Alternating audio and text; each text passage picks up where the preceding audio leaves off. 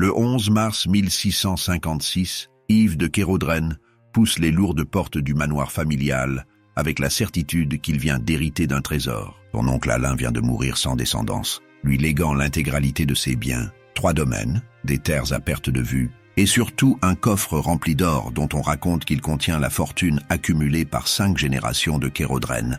À 32 ans, Yves voit enfin se réaliser ses ambitions. Lui qui vivait modestement dans une ferme près de Quimper, va devenir l'un des hommes les plus riches de Bretagne. Le notaire le reçoit dans le grand salon aux tentures pourpres. Maître Le Goff, un homme sec aux mains tremblantes, pose les documents sur la table avec une lenteur inhabituelle. Son regard fuit constamment celui d'Yves, comme s'il craignait d'y lire quelque chose. La lecture du testament confirme ce qu'Yves espérait. Tout lui revient. Mais au moment de signer les papiers, le notaire se penche vers lui et murmure quelques mots qui glacent l'atmosphère de la pièce. « Votre oncle m'a fait promettre de vous transmettre un message. Il a dit que cette fortune porte en elle une dette qui doit être payée avant la fin de l'année. Si vous ne la payez pas, la malédiction des Kérodren s'abattra sur vous et les vôtres. » Yves éclate de rire. Des superstitions de vieillard sénile. Son oncle Alain avait toujours été étrange, vivant reclus dans ce manoir, refusant de recevoir qui que ce soit. Les dernières années de sa vie, il était devenu complètement fou, parlant seul, criant la nuit, terrifiant les domestiques, qui finissaient tous par démissionner. Une malédiction ? Quelle absurdité! Yves signe les documents sans la moindre hésitation et prend possession de son héritage, séance tenante. Le lendemain, Yves entreprend l'inventaire de ses nouveaux biens. Le manoir regorge d'objets de valeur, tapisseries flamandes, meubles sculptés, vaisselle d'argent. Mais c'est le coffre qui l'intéresse vraiment. Le notaire lui a remis une clé massive, presque aussi longue que son avant-bras, avec des gravures étranges sur le métal. Le coffre se trouve dans la cave, au fond d'une pièce humide que personne ne semble avoir visitée depuis des années. Quand Yves descend les escaliers de pierre, une odeur de moisissure l'assaille. Les murs suintent d'humidité. Des toiles d'araignée pendent du plafond comme des rideaux fantomatiques. Il avance avec sa lanterne, évitant les flaques d'eau stagnantes. Au fond de la cave, protégé par une grille de fer forgé, se dresse le coffre. Il est plus grand que ce qu'Yves imaginait, presque la taille d'un cercueil d'enfant, recouvert d'un bois noir qui semble absorber la lumière de la lanterne. La serrure résiste d'abord, puis cède avec un claquement sinistre. Yves soulève le couvercle et son cœur bondit dans sa poitrine. L'or est bien là, des centaines de pièces qui brillent dans la pénombre, des bijoux, des chaînes, des coupes ciselées, une fortune qui dépasse tout ce qu'il avait pu concevoir. Mais au milieu du trésor, posé comme s'il attendait qu'on le trouve, repose un parchemin roulé et scellé de cire rouge. Yves hésite un instant avant de le prendre. Le parchemin est froid au toucher, anormalement froid pour un objet resté dans une cave. Il brise le sceau et déroule le document. L'écriture est ancienne, presque illisible, mais il parvient à déchiffrer les premiers mots. Celui qui possède ce trésor doit honorer le pacte ou subir les conséquences. Suit une liste de conditions, certaines si effacées qu'il ne peut les lire, d'autres parfaitement claires. Avant le solstice d'hiver, le possesseur du trésor doit offrir en sacrifice ce qu'il possède de plus précieux. Sinon, la malédiction prendra ce qu'elle veut. Yves froisse le parchemin et le jette dans un coin. Des menaces ridicules destinées à effrayer les esprits faibles. Il a trop attendu cette fortune pour se laisser intimider par des mots griffonnés sur un vieux bout de papier. Il remonte à la surface avec un sac rempli d'or, déjà en train de planifier ses futurs achats. La première semaine dans le manoir se passe sans incident. Yves fait venir des artisans pour rénover les pièces délabrées, engage de nouveaux domestiques, commande des vêtements dignes de son nouveau statut. Il organise un banquet pour annoncer sa fortune aux notables de la région. Tout semble parfait. Trop parfait peut-être. C'est sa femme, Marguerite, qui remarque les premières anomalies. Elle se plaint d'entendre des bruits la nuit, des grattements dans les murs, des chuchotements qui semblent provenir de nulle part. Yves met cela sur le compte d'un manoir ancien qui craque et gémit naturellement. Mais Marguerite insiste. Elle a vu des ombres se déplacer dans les couloirs, des formes qui ne correspondent à rien de connu. Une nuit, elle se réveille en hurlant, jurant qu'une main glacée lui a touché le visage. Yves commence à s'inquiéter quand leurs 2 enfants tombent malades simultanément. Anne, leur fille de 8 ans, développe une fièvre terrible. Guillaume, leur fils de 6 ans, refuse de manger et reste prostré dans son lit, fixant le plafond avec des yeux vides. Le médecin appelé d'urgence examine les enfants mais ne trouve aucune cause à leur état. Pas de peste, pas de fièvre typhoïde, rien qui puisse expliquer leurs symptômes. Il prescrit des saignées et des cataplasmes, mais rien n'y fait. Les domestiques commencent à parler entre eux. Ils ont remarqué des choses étranges. Des objets qui se déplacent pendant la nuit. Des portes qui s'ouvrent toutes seules. Le jardinier jure avoir vu une silhouette blanche traverser le parc à l'aube. La cuisinière trouve régulièrement ses ustensiles disposés en cercle parfait sur la table, alors qu'elle les avait rangés la veille. L'atmosphère du manoir change. Ce qui était une demeure élégante devient progressivement un lieu oppressant où personne ne veut rester après la tombée de la nuit. Yves refuse toujours d'admettre qu'il puisse y avoir un lien entre ces événements et le parchemin maudit. Il a trop investi émotionnellement dans cette fortune pour accepter qu'elle puisse être entachée de quelque chose de sombre. Pourtant, au fond de lui, une petite voix commence à murmurer des doutes. Et si le vieux fou d'Alain avait dit la vérité? Et si cette fortune était vraiment maudite? Marguerite supplie Yves de consulter quelqu'un qui pourrait les aider. Elle a entendu parler d'une voyante qui vit dans un village voisin, une femme qui aurait des dons pour communiquer avec l'invisible. Yves accepte finalement, moins par conviction que pour rassurer sa femme. Ils se rendent chez la voyante un soir de brume, laissant les enfants aux soins d'une nourrice. La voyante s'appelle Catel. Elle vit dans une petite chaumière à l'écart du village, entourée de chats noirs et de corbeaux apprivoisés. Quand elle ouvre la porte et voit Yves, son visage se déforme en une grimace d'horreur. Elle recule d'un pas comme si elle avait reçu un coup. Marguerite doit la supplier pour qu'elle accepte de les recevoir. À l'intérieur, la chaumière sent l'encens et les herbes séchées. Des bouquets pendent du plafond. Des bougies éclairent faiblement la pièce principale. Catel fait asseoir Yves et lui prend les mains. Ses yeux se révulsent immédiatement. Son corps se met à trembler. Des mots sortent de sa bouche, mais ce n'est plus sa voix. C'est une voix rauque, masculine, chargée de colère et de douleur. Le sang appelle le sang. La dette attend d'être payée. 5 générations ont profité de cette fortune volée. La 6e doit rendre ce qui ne lui appartient pas. Yves retire brutalement ses mains. La voyante s'effondre sur sa chaise épuisée. Quand elle reprend ses esprits, elle fixe Yves avec pitié. Elle lui explique ce qu'elle a vu. Le trésor des Kérodren n'a pas été gagné honnêtement. Il y a 150 ans, le premier Kérodren à posséder cette fortune l'a obtenue en trahissant un ami, un capitaine de navire revenu des Indes avec une cargaison d'or et de pierres précieuses. Le Kérodren de l'époque a empoisonné le capitaine et sa famille entière pour s'approprier le trésor. Avant de mourir, le capitaine a maudit l'or et tous ceux qui le posséderaient. Depuis lors, chaque génération de Kérodren a connu des tragédies. Mort prématurée, maladies mystérieuses, accidents inexplicables. Mais la malédiction a une clause. Elle peut être brisée si le possesseur du trésor accepte de sacrifier volontairement ce qu'il chérit le plus. Pas l'or, non.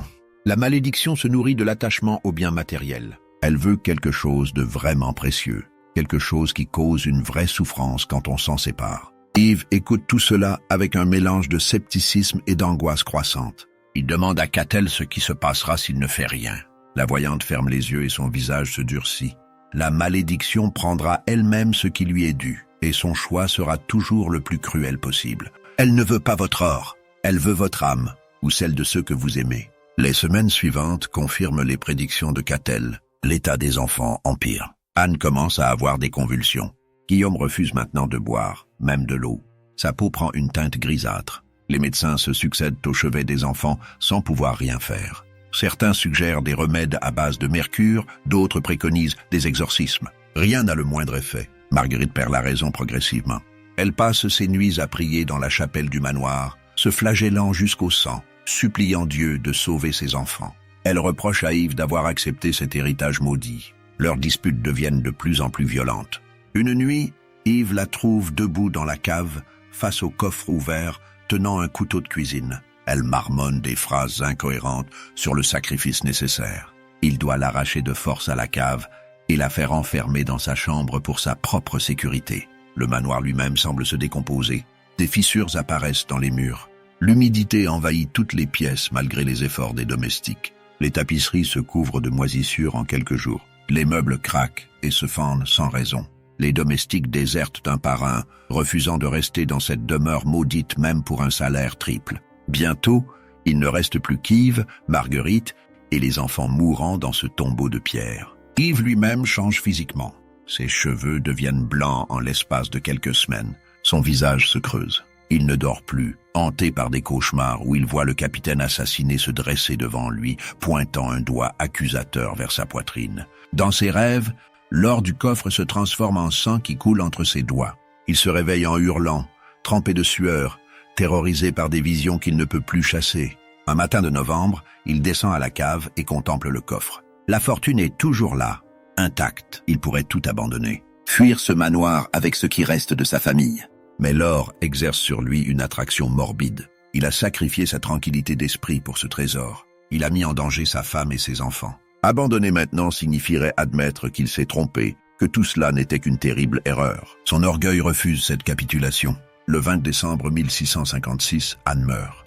Son petit corps n'a pas résisté aux semaines de fièvre et de souffrance. Marguerite s'effondre complètement. Elle reste prostrée devant le corps de sa fille, refusant qu'on l'emmène, parlant à l'enfant morte comme si elle était encore vivante. Yves doit faire appel au curé pour qu'il convainque Marguerite de laisser enterrer Anne. Pendant la cérémonie au cimetière familial, sous une pluie glacée, Yves comprend enfin l'ampleur de sa folie. Il a échangé sa fortune contre le bonheur de sa famille.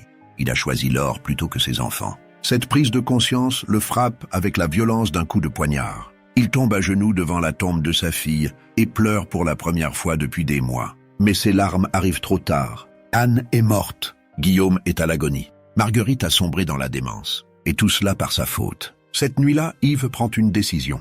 Il retourne voir Catel. La voyante l'accueille sans surprise, comme si elle savait qu'il reviendrait. Il lui demande ce qu'il doit faire exactement pour briser la malédiction. Catel lui explique que le sacrifice doit être total et volontaire. Il ne suffit pas de se débarrasser de l'or. Il faut renoncer à tout ce que la fortune a apporté. Les terres, les titres, la position sociale. Il faut redevenir l'homme qu'il était avant l'héritage. Mais il y a plus. La malédiction réclame une compensation pour les vies qu'elle a prises. Pour sauver Guillaume, Yves doit offrir quelque chose d'équivalent. Catel ne précise pas ce que cela signifie exactement. Elle dit seulement que la malédiction choisira elle-même le prix du sang versé. Yves accepte sans hésiter. Il est prêt à tout pour sauver son fils et ramener Marguerite à la raison. Le lendemain, Yves entreprend de démanteler méthodiquement tout ce que son héritage lui a apporté. Il convoque le notaire et signe des documents renonçant à ses titres de propriété. Les 3 domaines, les terres, tout est vendu à vil prix. L'argent de la vente est distribué aux pauvres de la région. Il fait venir des hommes pour vider le coffre. L'or, les bijoux, tout est chargé sur des charrettes et transporté à l'église. Le curé, stupéfait, accepte de distribuer cette fortune aux nécessiteux et aux œuvres de charité. Yves garde seulement de quoi acheter une petite ferme, similaire à celle qu'il possédait avant l'héritage maudit. Il organise le déménagement de sa famille, abandonnant le manoir à son destin. Le jour de leur départ, alors qu'il charge les derniers bagages, un incendie se déclare mystérieusement dans la demeure. Les flammes dévorent le bâtiment en quelques heures. Yves regarde le manoir brûler sans émotion. Cette destruction lui semble juste, nécessaire même. Le feu purifie ce qui était corrompu. La famille s'installe dans la petite ferme près de Quimper. Guillaume survit. Sa fièvre tombe miraculeusement le jour où il quitte le manoir. En quelques jours, il retrouve des couleurs et recommence à manger. Marguerite, elle, reste brisée. La mort d'Anne l'a marquée à jamais. Elle ne parle presque plus, passant ses journées à fixer le vide, perdue dans ses souvenirs. Mais au moins, elle est en vie, et parfois, très rarement, Yves aperçoit une lueur de conscience dans son regard. Yves croit que le pire est passé. Il a payé le prix demandé. Il a renoncé à tout. Mais la malédiction n'en a pas terminé avec lui. Une nuit, 3 mois après leur installation dans la ferme, il fait un rêve. Le capitaine assassiné lui apparaît, plus réel que dans tous ses cauchemars précédents. L'homme lui parle d'une voix claire et terrible. « Tu as rendu l'or, mais pas ta vie. Le pacte exige un sacrifice équivalent. Ta fille est morte. Tu dois payer de ta personne pour que l'équilibre soit rétabli. » Yves se réveille en comprenant ce que la malédiction attend de lui. Elle veut sa vie. Pas sa mort, non. Quelque chose de pire. Elle veut qu'il renonce à lui-même, à son identité, à tout ce qui fait de lui Yves de Kérodren. Il doit devenir un autre homme, effacer toute trace de son existence passée. C'est le seul moyen de protéger définitivement Guillaume et Marguerite des vestiges de la malédiction. Les semaines suivantes, Yves met en place son plan. Il vend discrètement la ferme et organise le départ de Marguerite et Guillaume vers un couvent tenu par des religieuses réputées pour soigner les esprits brisés. Il leur laisse assez d'argent pour vivre modestement le reste de leur vie. Puis il disparaît. Il abandonne son nom, ses vêtements, tout ce qui pourrait permettre de l'identifier. Il devient un vagabond anonyme sur les routes de Bretagne. Pendant des mois, il erre sans but. Il dort dans des granges, mendie sa nourriture, travaille occasionnellement dans des fermes en échange d'un repas. Il ne parle presque jamais, évitant tout contact prolongé avec les gens. Il laisse pousser sa barbe et ses cheveux. Sa peau se tanne au soleil et aux intempéries. L'homme élégant qu'il était devient un fantôme crasseux que personne ne regarde deux fois. Une nuit, alors qu'il dort dans les ruines d'une vieille chapelle, le capitaine lui apparaît une dernière fois. Mais cette fois, l'homme ne semble plus en colère. Il observe Yves avec quelque chose qui ressemble presque à de la pitié. « Tu as compris ce que signifie vraiment le sacrifice. Tu as renoncé non seulement à ta fortune, mais à toi-même. La malédiction est satisfaite. Tes descendants pourront vivre en paix. » Puis la silhouette s'évanouit dans l'obscurité. Yves continue son errance pendant encore 2 années. Il traverse la Bretagne de part en part, puis s'aventure en Normandie, puis plus loin encore. Il perd la notion du temps. Les saisons passent sans qu'il y prête vraiment attention. L'hiver, il souffre du froid. L'été, il transpire sous le soleil brûlant. Mais cette souffrance physique apaise quelque chose en lui. Chaque jour d'errance est une forme de pénitence pour les erreurs qu'il a commises. Il apprend à survivre avec presque rien. Il sait où trouver des baies comestibles dans les forêts. Il connaît les plantes qui peuvent soulager la douleur ou la faim. Il dort dehors même quand il pleut, enveloppé dans une couverture trouée qu'il a récupérée dans une décharge. Les gens qu'il croise le prennent pour un fou ou un simple d'esprit. Personne ne soupçonne qu'il fut autrefois un homme riche et respecté. Parfois, il pense à Guillaume et Marguerite. Il se demande s'ils vont bien, si le couvent a réussi à soigner l'esprit brisé de sa femme, si son fils a grandi pour devenir un homme heureux. Ses pensées lui apportent une certaine paix. Il a sauvé ce qui pouvait encore l'être. Le prix était élevé, mais nécessaire. Il ne regrette pas sa décision, même si la solitude lui pèse parfois. Au cours de ses pérégrinations, il rencontre d'autres marginaux. Des mendiants, des voleurs, des fous, des prophètes autoproclamés. Il écoute leurs histoires sans jamais raconter la sienne. Chaque personne porte son propre fardeau de souffrance et de regret. Yves réalise qu'il n'est pas seul dans sa déchéance. Le monde est rempli de gens qui ont tout perdu, par leur faute ou par malchance, et qui continuent malgré tout à avancer. Une rencontre marque particulièrement Yves. Dans un village du Poitou, il croise un vieillard aveugle qui mendie devant une église. L'homme lui parle sans raison apparente, comme s'il pouvait voir malgré sa cécité. « Tu portes le poids d'une faute ancienne, étranger, mais ton fardeau diminue chaque jour que tu marches. Continue, la rédemption n'est pas une destination, c'est un chemin sans fin. » Ces paroles résonnent en Yves longtemps après qu'il a quitté le village. Un jour de printemps 1659, alors qu'Yves traverse un village qu'il ne connaît pas, il entend des enfants jouer. Leur rire le frappe comme un coup au cœur. Il s'arrête et les observe de loin. Un petit garçon d'environ 9 ans court après une fille plus jeune. Il rit aux éclats, insouciant, heureux. Yves pense à Guillaume. Son fils doit avoir ce même âge maintenant. Est-il capable de rire ainsi? La malédiction l'a-t-elle vraiment épargné? Pour la première fois depuis son départ, Yves ressent le désir de savoir ce qu'est devenu sa famille. Il a fui en pensant que son absence les protégerait. Mais maintenant, il se demande si ce n'était pas de la lâcheté plutôt que du courage. Peut-être aurait-il dû rester, affronter les conséquences de ses actes plutôt que de disparaître comme un fantôme. Le doute s'insinue en lui, rongeant la certitude qu'il avait portée pendant ses années d'errance. Il décide de retourner en Bretagne. Le voyage prend plusieurs semaines. Il marche lentement, redoutant ce qu'il pourrait découvrir. Quand il arrive enfin dans la région de Quimper, il ne reconnaît presque rien. 3 années ont suffi pour que tout change. De nouveaux bâtiments ont été construits. Des routes ont été refaites. Les gens qu'il croise ne le reconnaissent pas, bien sûr. Il n'est plus qu'un vagabond parmi d'autres. Il se rend d'abord au couvent où il avait envoyé Marguerite et Guillaume. La mère supérieure le reçoit avec méfiance. Il prétend être un oncle éloigné, inquiet de ne plus avoir de nouvelles de sa famille. La religieuse hésite puis accepte de lui parler. Marguerite est morte 6 mois après son arrivée au couvent. Son esprit n'a jamais vraiment guéri de la mort d'Anne. Elle s'est éteinte doucement dans son sommeil, sans souffrance apparente. Les sœurs l'ont enterrée dans le cimetière du couvent. Guillaume, en revanche, a survécu.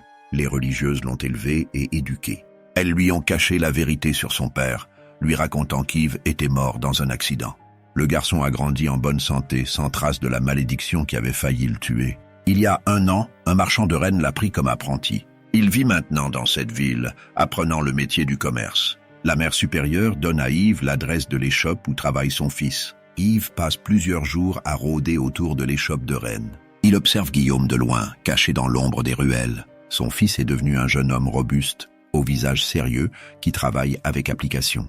Il parle poliment aux clients, porte les marchandises sans se plaindre, écoute attentivement les instructions de son maître. Yves ressent une fierté douloureuse. Malgré tout ce qui s'est passé, Guillaume a eu une chance de vivre normalement. La tentation de se révéler est presque insupportable.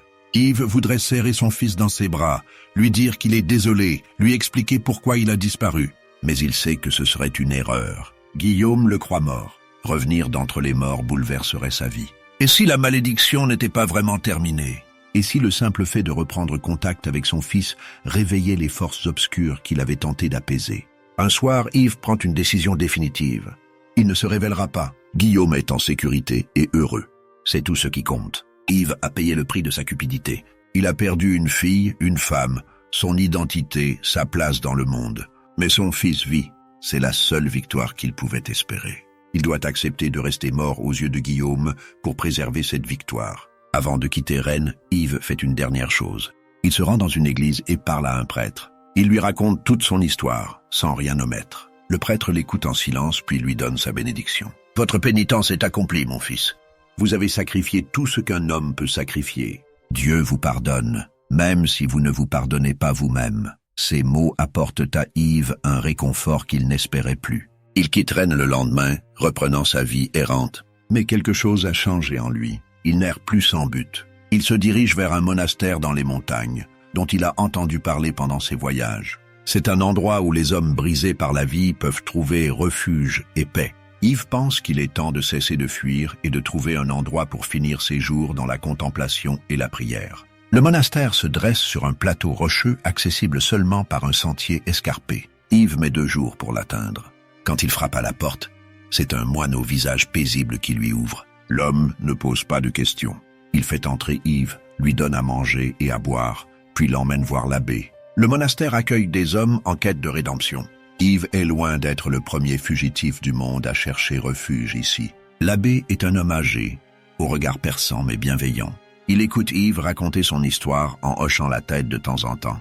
Quand Yves a terminé, l'abbé reste silencieux un long moment, puis dit simplement « Vous avez compris que la vraie malédiction n'était pas dans l'or, mais dans votre cœur. La cupidité est une malédiction que nous nous infligeons nous-mêmes.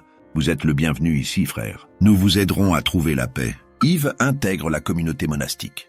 Il apprend à vivre selon les règles strictes des moines, prière à heure fixe, travail manuel, silence méditatif. La discipline est rude, mais elle structure ses journées et apaise son esprit tourmenté. Il travaille au jardin, cultivant des légumes et des herbes. Ce travail simple et répétitif lui fait du bien.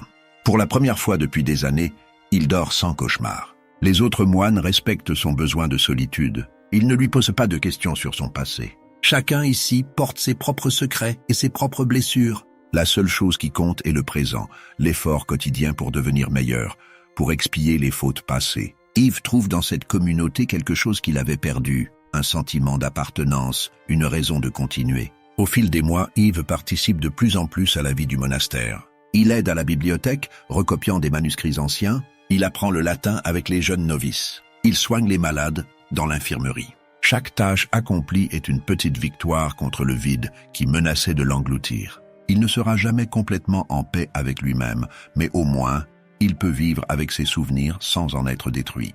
Un jour d'automne 1662, un voyageur arrive au monastère. C'est un marchand qui a fait escale pour la nuit. Pendant le repas commun, il raconte les nouvelles du monde extérieur. Il mentionne en passant une histoire étrange qui circule en Bretagne. Le vieux manoir des Kérodren, qui avait brûlé des années auparavant, a été fouillé par des chercheurs de trésors. Ils ont trouvé quelque chose d'extraordinaire dans les décombres de la cave. Yves écoute avec une attention soudaine.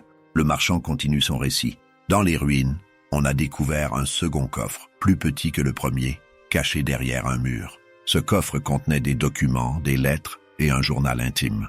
Ces écrits révèlent que l'histoire du capitaine assassiné était fausse. Le premier Kérodren n'avait tué personne. Il avait simplement acheté légalement le trésor à un capitaine ruiné par le jeu. Le vendeur, humilié d'avoir perdu sa fortune, avait inventé la malédiction par vengeance, sachant que la culpabilité rongerait les générations futures. Cette révélation frappe Yves comme un coup de tonnerre. Il n'y avait jamais eu de vraie malédiction. Seulement une histoire inventée qui avait pris vie dans l'esprit des Kérodren. Chaque génération, croyant à la malédiction, avait créé les conditions de son propre malheur. Les morts prématurées, les accidents, tout s'expliquait par la peur et la culpabilité plutôt que par des forces surnaturelles. Yves avait sacrifié sa vie pour rien. La malédiction n'existait que parce qu'il y avait cru. Cette nuit-là, Yves ne peut pas dormir. Il reste dans la chapelle, à genoux devant l'autel, essayant de comprendre ce que signifie cette révélation. Pendant des années, il a porté le poids d'une faute qui n'existait pas. Il a abandonné sa famille, renoncé à tout, vécu comme un paria, pour apaiser quelque chose qui n'était qu'une illusion. La colère monte en lui, une rage terrible contre lui-même, contre son oncle Alain, contre tous les Kérodrènes qui ont cru à cette absurdité. Mais progressivement, la colère se transforme en quelque chose de différent. Une forme de compréhension triste et résignée. Même si la malédiction était fausse, les conséquences de ses choix étaient bien réelles. Il avait choisi la fortune plutôt que sa famille. Il avait négligé les signes de détresse de Marguerite et des enfants parce qu'il était aveuglé par sa cupidité. Anne était morte non pas à cause d'une malédiction, mais parce qu'il avait refusé de consulter les meilleurs médecins par avarice. La vraie malédiction était en lui, pas dans l'or. L'abbé le trouve au petit matin, toujours agenouillé dans la chapelle. Yves lui raconte ce qu'il a appris. L'abbé pose une main sur son épaule et dit quelque chose qui résume tout. Peu importe que la malédiction soit réelle ou non. Ce qui compte, c'est que vous avez compris votre erreur et que vous avez tout fait pour la réparer. Vous avez sauvé votre fils. C'est tout ce qui devrait compter maintenant. Les années suivantes passent lentement pour Yves. Il vieillit dans le monastère, devenant progressivement une figure respectée de la communauté. Les autres moines le considèrent comme un sage, quelqu'un qui a traversé les ténèbres et en est sorti plus fort. Ils ne connaissent pas tous les détails de son histoire, mais ils sentent qu'il porte en lui une connaissance profonde de la nature humaine et de ses faiblesses. Yves ne cherche plus à avoir des nouvelles de Guillaume. Il a accepté que cette partie de sa vie est terminée. Son fils vit quelque part, loin de lui, et c'est très bien ainsi. Parfois, pendant ses méditations, il prie pour que Guillaume soit heureux. Il ait trouvé une femme aimante. Il ait des enfants en bonne santé. C'est tout ce qu'il peut espérer désormais. Un jour, un jeune novice arrive au monastère. Il a 20 ans, le regard vif et intelligent. Il se présente sous le nom de frère Mathieu. Yves ne prête pas attention particulière à ce nouveau venu, jusqu'à ce qu'il surprenne une conversation entre l'abbé et le novice. Le jeune homme parle de son père, un marchand de Rennes qui l'a encouragé à entrer au monastère. Il mentionne que son père s'appelle Guillaume. Yves sent son cœur s'arrêter. Il observe discrètement le novice dans les jours suivants. Il y a quelque chose de familier dans ses gestes, dans la façon dont il penche la tête quand il réfléchit. Yves se demande si c'est son petit-fils. Mathieu serait-il le fils de Guillaume? La ressemblance avec Anne, sa fille morte, est troublante. Mais il ne peut pas en être sûr. Et même s'il l'était, que ferait-il de cette information? Finalement, Yves décide de ne rien faire. Si Mathieu est vraiment son petit-fils, alors le destin a voulu qu'il se retrouve sans le savoir. C'est peut-être une forme de rédemption, une chance de veiller sur un descendant sans répéter les erreurs du passé. Yves se contente d'aider le novice dans ses études, de le guider discrètement, de lui transmettre ce qu'il a appris sur la vie et ses pièges. Un soir, alors qu'ils marchent ensemble dans le cloître, Mathieu demande à Yves s'il a des regrets dans sa vie. Yves réfléchit longuement avant de répondre. « J'ai appris que les plus grandes richesses ne sont pas celles qu'on peut mettre dans un coffre. J'ai compris cela trop tard et j'ai payé cher cette leçon. Mais au moins, je l'ai comprise. Beaucoup meurent sans jamais comprendre ce qui compte vraiment. » Mathieu hoche la tête pensif. « Mon père me disait quelque chose de similaire. Il m'a toujours répété que la famille et l'honneur valaient plus que tout l'or du monde.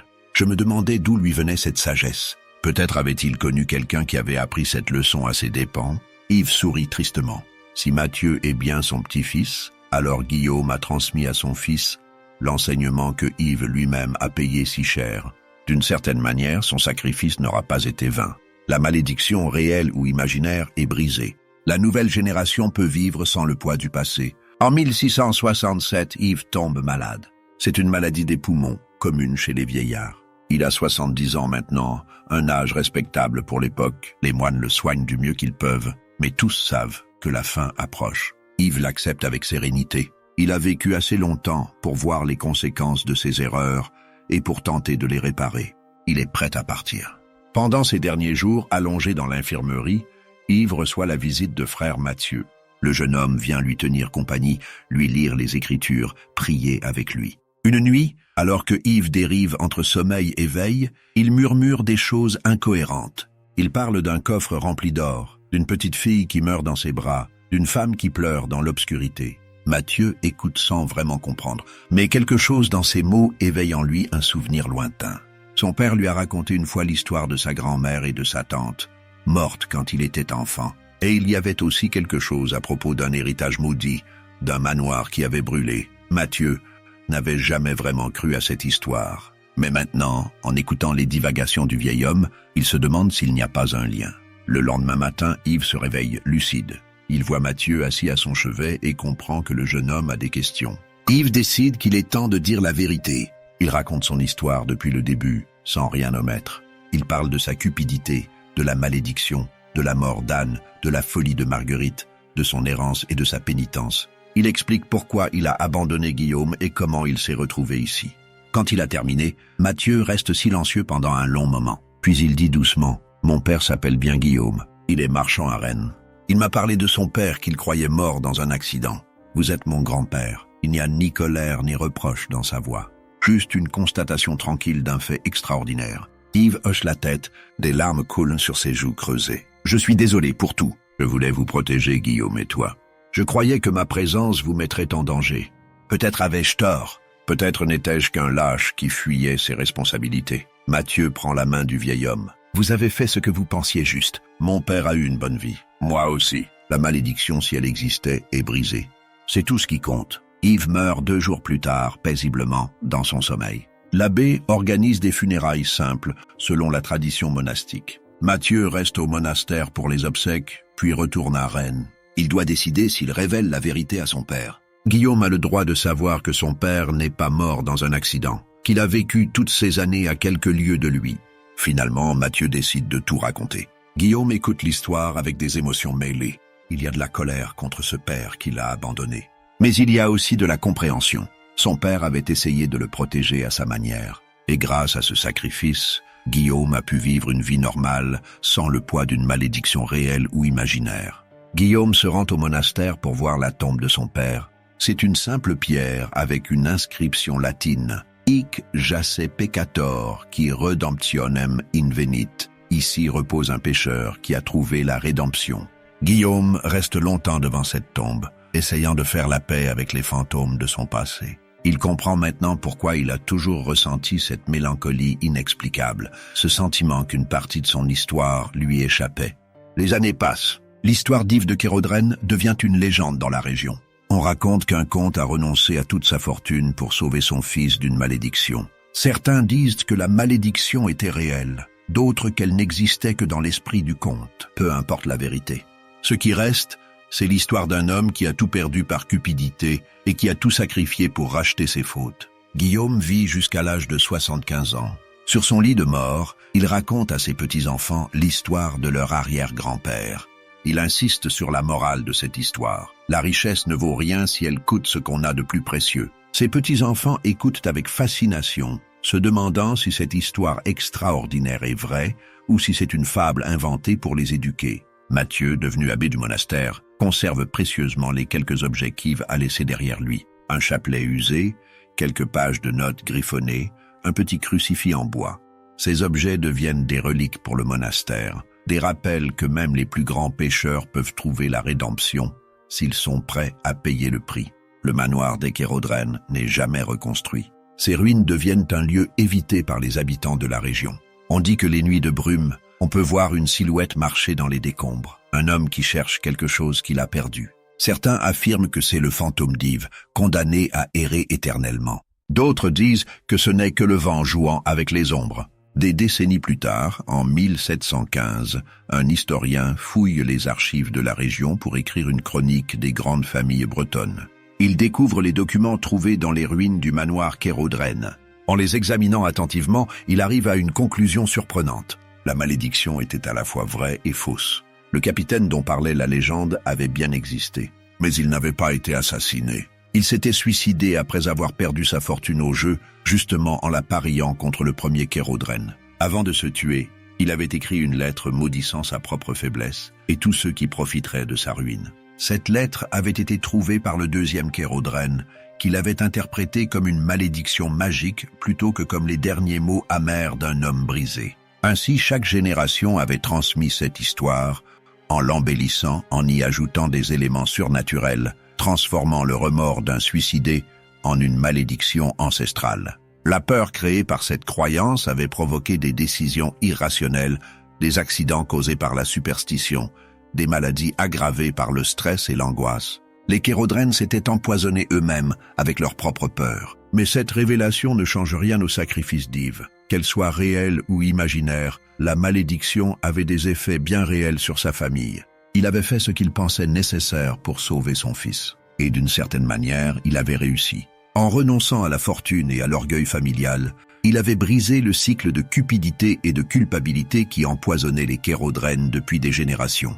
L'historien termine sa chronique par une réflexion philosophique. Peut-être que toutes les malédictions sont ainsi, des histoires que nous nous racontons et qui finissent par prendre vie parce que nous y croyons. Le véritable pouvoir de la malédiction ne réside pas dans un sortilège ou une force surnaturelle, mais dans l'esprit humain et sa capacité à créer sa propre réalité. Yves de Kérodrène avait compris cela intuitivement, même s'il ne l'avait jamais formulé clairement. Les descendants de Guillaume qui ont lu cette chronique réfléchissent à leur propre vie.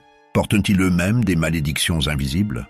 Des croyances limitantes héritées de leurs parents, des peurs transmises de génération en génération, des schémas destructeurs qu'ils répètent sans s'en rendre compte? L'histoire d'Yves leur sert de miroir pour examiner leur propre vie. Et peut-être est-ce là la véritable leçon de cette histoire. Non pas qu'il faille craindre les malédictions surnaturelles, mais qu'il faut être vigilant face aux croyances que nous entretenons et qui façonnent notre réalité. Le comte qui a échangé sa fortune contre une malédiction a finalement découvert que la plus grande malédiction était celle qu'il portait dans son cœur, la cupidité, l'orgueil, l'incapacité à voir ce qui compte vraiment dans la vie. Cette histoire traverse les siècles, racontée et réinterprétée par chaque génération. Elle devient un conte moral, un avertissement contre les dangers de l'avarice. Mais pour ceux qui l'écoutent attentivement, elle est aussi une histoire d'espoir, car elle prouve qu'aucun homme n'est irrémédiablement perdu, que même après les pires erreurs, la rédemption reste possible pour qui est prêt à payer le prix du véritable sacrifice. Les ruines du manoir Kérodrène finissent par disparaître complètement, englouties par la végétation et le temps. Mais l'histoire survit, transmise de bouche à oreille, écrite dans les chroniques, incorporée dans le folklore breton. Elle devient une partie de l'identité collective de la région, un rappel que la richesse matérielle est éphémère, mais que les choix que nous faisons résonnent à travers les générations. Et quelque part, dans un petit cimetière monastique perdu dans les montagnes, une pierre tombale simple continue de témoigner silencieusement de l'histoire d'un homme qui a tout perdu pour tout retrouver. Car Yves de Kérodrène, en perdant sa fortune et son identité, avait finalement trouvé quelque chose de bien plus précieux, la paix avec lui-même et la certitude d'avoir sauvé ce qu'il aimait le plus au monde, même au prix de son propre effacement. Voilà l'histoire du comte qui échangea sa fortune contre une malédiction et qui découvrit que la vraie malédiction n'était pas celle qu'il croyait, mais celle qu'il portait en lui depuis toujours.